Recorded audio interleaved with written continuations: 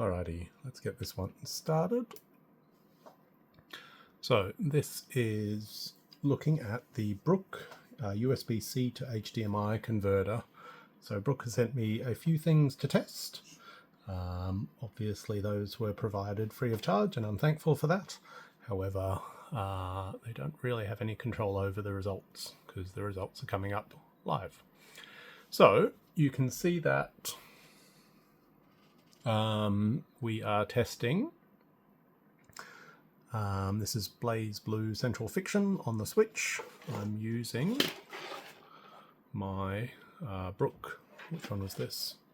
Fusion, which I bought for myself many years ago. I am going to run about 300 tests. So this is running through the Switch dock as our first test, and then I will swap it over for the USB-C to HDMI converter from Brook. Now, the Switch results are a bit frustrating. It seems as though there's a degree of variation no matter what we do. And so I'm just running 300 trials here to try to offset that.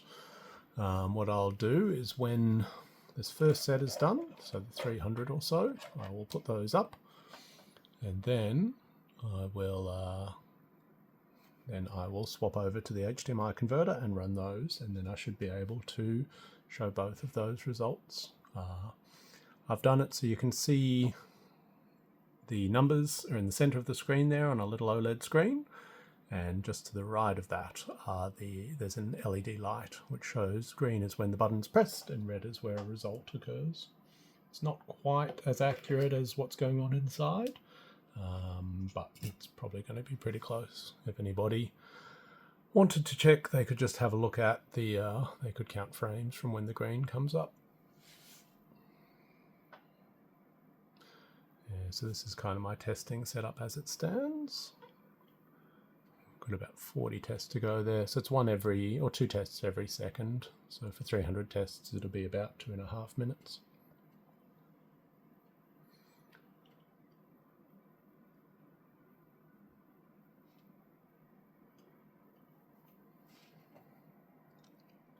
Done there.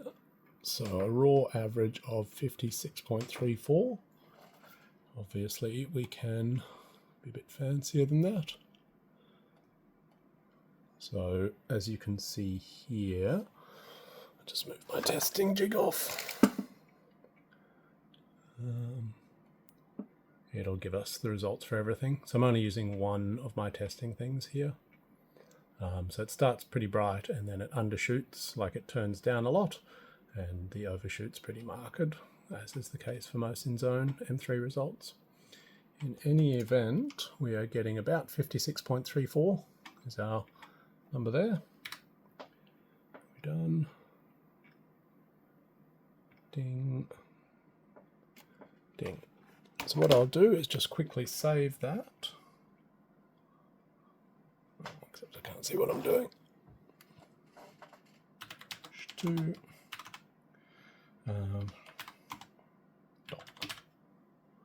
Update the title, save. And so this means that whenever I do a test, I've got the option to go back and review the results.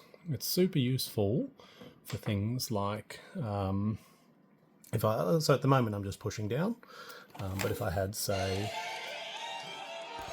a particular control setup or something, and then I wanted to go back later, I can review what I did. So that's the Brook adapter, and then I just need to plug in HDMI and USB. Because there's no signal, it went to my PC screen again, but this should hopefully be ready to go. So we'll look to do another 300 tests. Trying to remember, I think 56.3 was what we were looking at. Looks like it'll creep up towards that with a bit of time. So another 2.5 minutes of testing. So the USB cable is the same between the two tests. All I've changed is the Brook HDMI adapter.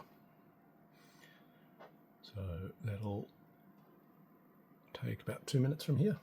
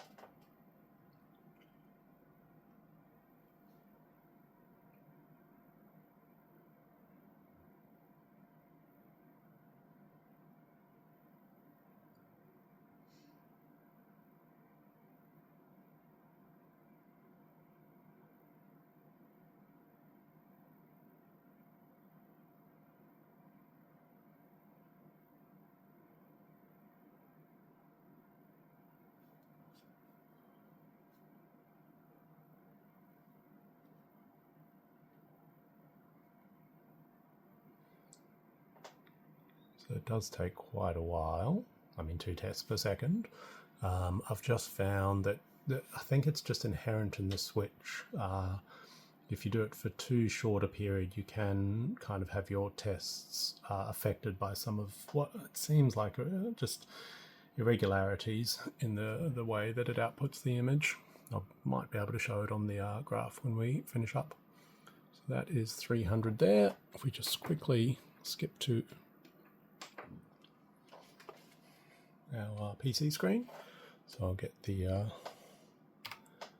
jig out of the way.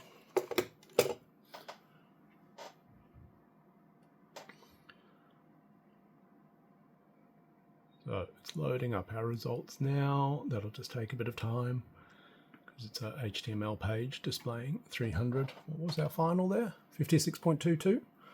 And so have I remembered right? Were we 56.34 for the last one? We were. So within the imperfections of switch testing, to me it looks like there is no lag for the Brook USB-C to HDMI adapter. I'll just quickly save this. H2 BBC cross-tag battle Brook. USB-C to HDMI.